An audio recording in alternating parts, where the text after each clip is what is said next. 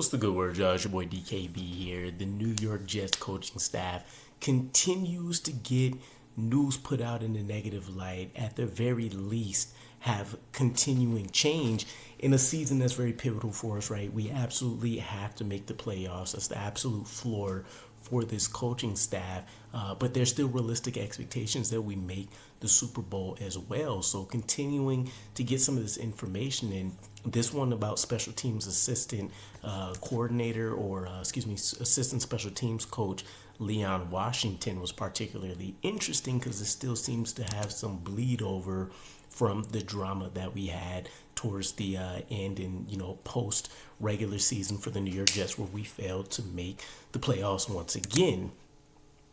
Now, the rumor that's out there, and I only seen this on one site, so this is all speculation, but apparently Leon Washington was one of the various members across the front office and coaching staff that was bad-mouthing Robert Saleh. Now, there was no further indication about what that meant. Was it that he thought he was doing a piss-poor job? Was it just not liking some of the coaching decisions that were made during end games? Was it how hands-off or hands-on he is in certain aspects of the offense, defense, special teams room? Who knows? What I can say, though, is in the midst of important special teams rules changes, this can't really be a great thing. Leon Washington was definitely a fan favorite from many players, earning himself a All-Pro and I think a Pro Bowl in the same season, which I believe was 2009 or 2008. So you love the player aspect of him, understanding how special teams operates from a player standpoint, seeing how it's evolved, being with an excellent special teams coach in Brand Boyer for us, who I think has done a very admirable job, even though it's been, from a statistics standpoint, hit or miss. We've either looked like a top 5 to top 10 unit, or we've sunken into the bottom third of the NFL.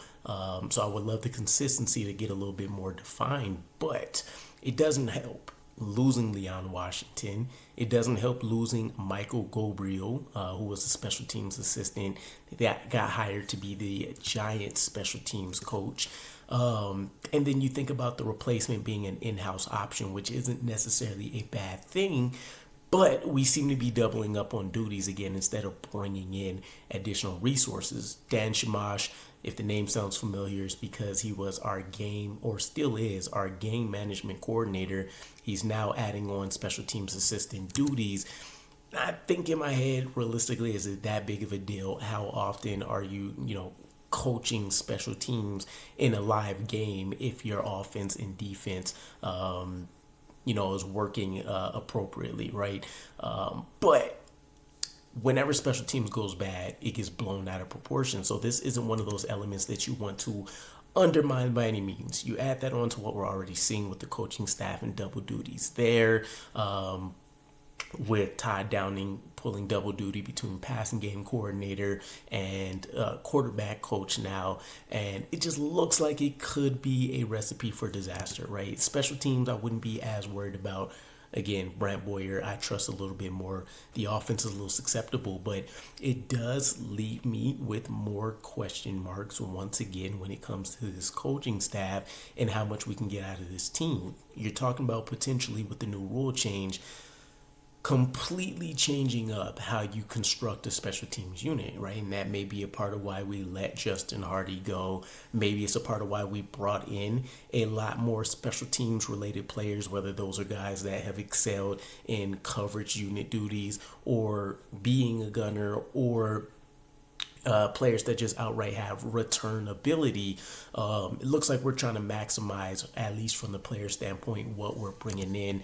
I do think Leon Washington will be a huge miss. I've heard a lot of the previous players and rookies and stuff that we've been around that have mentioned the excitement, the atmosphere, the jolt of electricity, if you will, that Leon Washington brings, not just to special teams, but just in general as you converse across units, etc., right?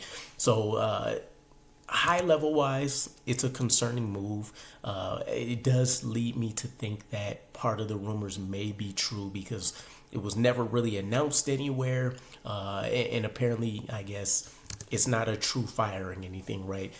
Leon Washington's contract was supposed to expire in January, which it did, and we just chose not to renew it. So I don't know. We'll ultimately see what becomes of this. Maybe Dan Shamash comes in and it ends up being perfect. There's no issue, but I don't want there to be situations where we have 2 minutes to end the game. We have a special teams play coming up. It takes away from Don Shamash getting Robert Saleh prepped for what may be crucial, third and short situations, etc., etc. So there's some overlap about how this could be a problem, but I think the main question that the coaching staff is going to have to solve is, can they earn not only the fan base's trust, but more importantly, I think the players, because when you take a look at a lot of these post